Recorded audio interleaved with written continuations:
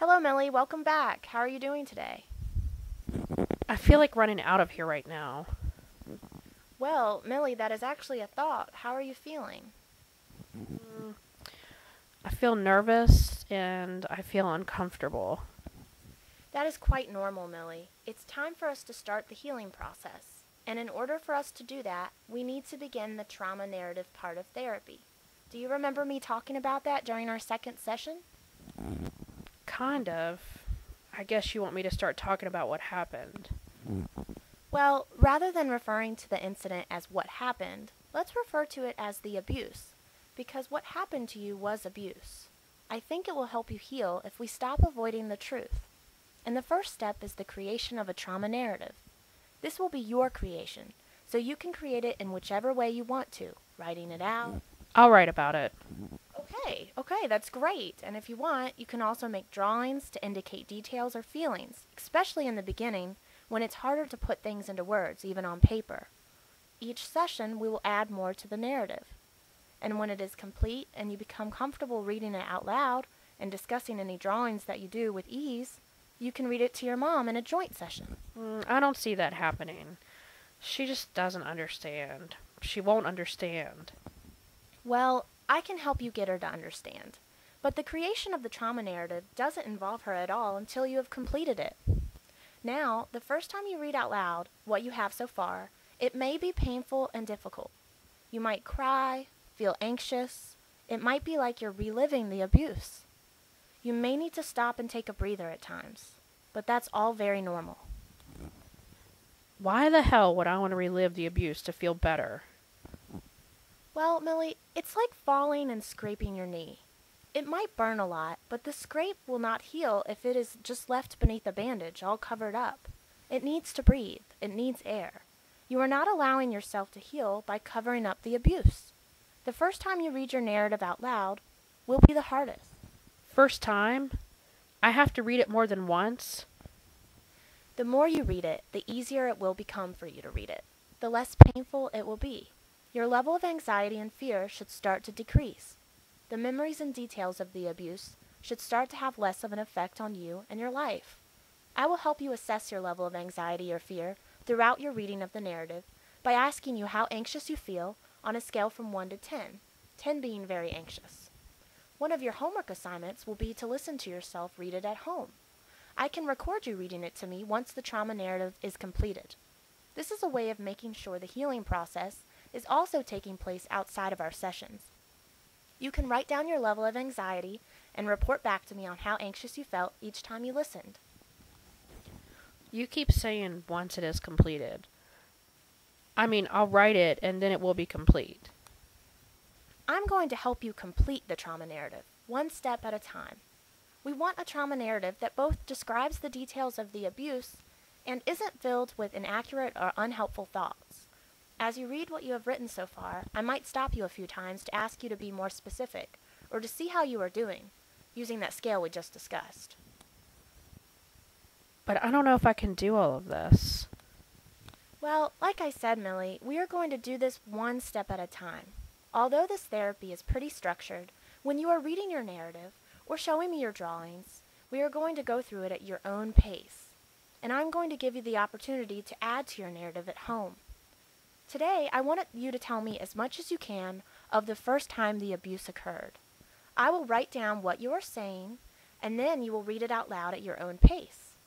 Then you can have what I wrote in case you want to add to it at home. Then we can review what you have so far next session, and the first thing I will ask for you to do is read it out loud, even if it is just what you tell me today. And don't worry, your mom knows not to ask you about what you have come up with. And if it would make you feel more at ease, I can read your narrative before you read it out loud. That makes it easier for a lot of people. But that will probably apply as we begin to discuss more feelings and details. Well, it's hard for me to think about the first time.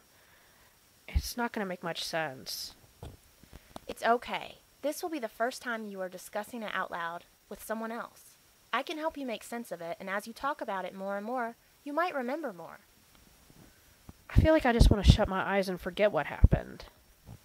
And that kind of describes what you have been trying to do for a while. That is avoidance. You're probably never going to actually forget the abuse, but you are going to feel better, Millie. You've already come a long way. It takes a lot of courage to come to these sessions. You are already making progress, and it is only going to get easier. But it needs to get harder before it can get easier. But when you are feeling anxious during the creation of your trauma narrative, we can stop and practice those stress reduction techniques I taught you last time.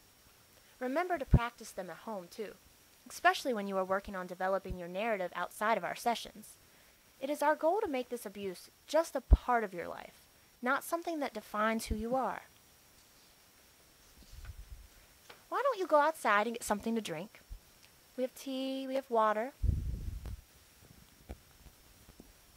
Okay, Millie, now I would like for us to begin the narrative process.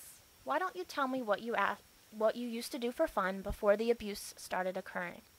I want us to go back to that time period. How old were you?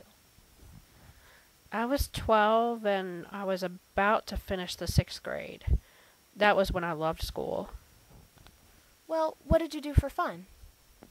I played softball. I hung out with my friends.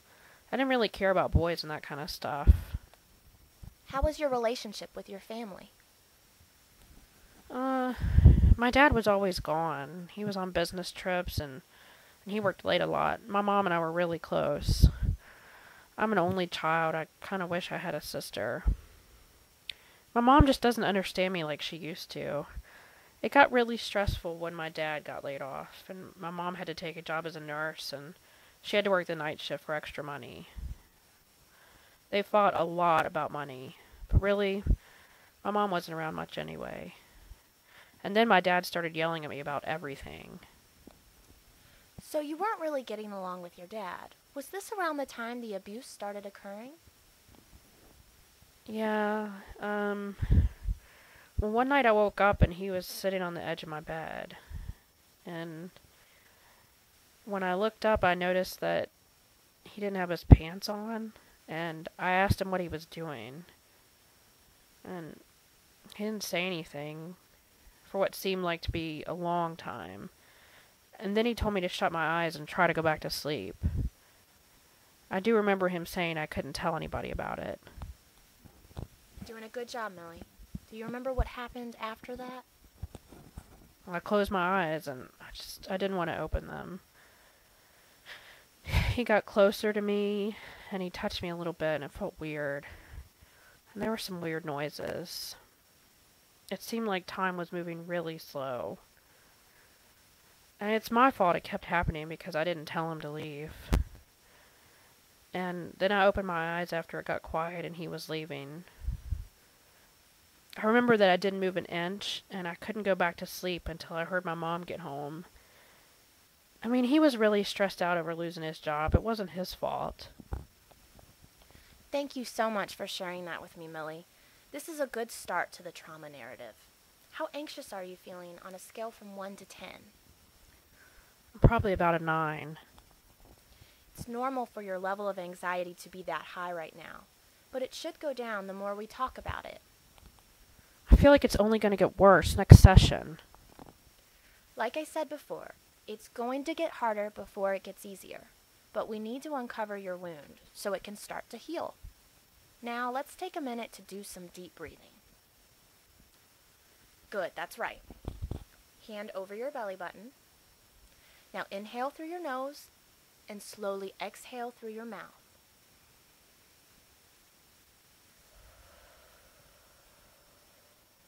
Make sure your hand is rising and falling as you inhale and exhale. Now one more time.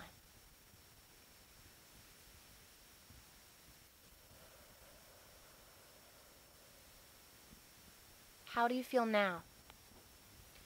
I'm still nervous, but it's probably around a 7. Now I want you to look at what I wrote and read it aloud.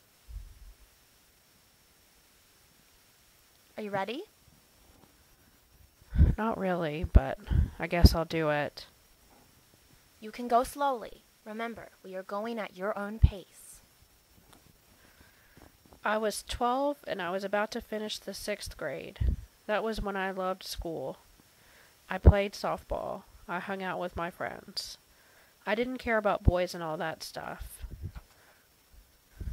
My dad was always going on business trips, and he worked late a lot. My mom and I were really close. I'm an only child. I kind of wish I had a sister. Mom doesn't understand me like she used to. It got really stressful when my dad got laid off, and my mom had to take a job as a nurse, and had to work the night shift for extra money. They fought a lot about money. But really, my mom wasn't around much. My dad started yelling at me about everything. One night I woke up and he was sitting on the edge of my bed. And then I noticed he didn't have his pants on, and I asked him what he was doing. He didn't say anything for what seemed to be a long time. Then he told me to shut my eyes and try to go back to sleep. He said I couldn't tell anybody about it. I closed my eyes and I was scared to open them. He got closer to me and touched me a little bit. It felt weird. There were weird noises. It seemed like time was moving really slow. It's my fault it kept happening because I didn't tell him to leave. Then I opened my eyes after it got quiet and he was leaving. I didn't move an inch and couldn't go back to sleep until I heard my mom get home. I mean, he was really stressed out over losing his job. It wasn't his fault. You did a nice job, Millie. How are you feeling now? I see you're shaking a little bit. I don't know. I'm definitely a 10 on that scale. And it's okay you don't know. It should get easier for you to identify your feelings as we talk about the abuse more. Now you can take this home with you and add to it if you wish. And remember, you can make drawings as well. Also, jot down your feelings if you can, and report how you are feeling on the anxiety scale from 1 to 10. Do you have any questions or concerns? Not right now. If you think of questions this week, please feel free to email me or call me. Here's my card. Remember, you have that journal I gave you. You can use that to write down anything at all. See you next week, Millie.